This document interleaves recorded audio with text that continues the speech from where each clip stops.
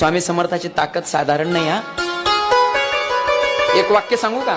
माणसाला स्वतःच्या जीवनामध्ये जर काहीतरी सामर्थ्य बनवायचं असेल किंवा स्वतःला सामर्थ्यवान बनवायचं असेल तर त्याच्यासाठी समर्थाची भक्ती केली पाहिजे. मला काही दुसरं करायची गरज नाही, फक्त श्री स्वामी समर्थ.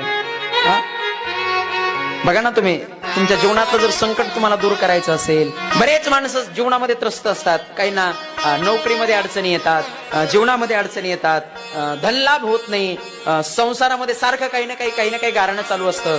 एक वाक्य सांगू का महाराज? दररोज नित्यनेमानं तुम्ही घरामध्ये पूजा करत असताना स्वामी समर्थाचा फक्त 21 वेळा जप करा. 21 वेळा, फक्त 21 वेळा. माझ्या जीवनातला अनुभव सांगतो, मी माझ्या स्वतःच्या जीवनातला अनुभव सांगतो. दररोज सकाळी नित्यनेमानं तुम्ही पूजा करत असताना देवाच्या जवळ बसायचं, देवालयाजवळ बसायचं आणि श्री स्वामी समर्थ, श्री स्वामी समर्थ फक्त 21 वेळा जप करा. बघा, नक्कीच तुमच्या जीवनातली संकट दूर झाल्याशिवाय राहणार नाही. ती स्वामी समर्थाची ताकद आहे.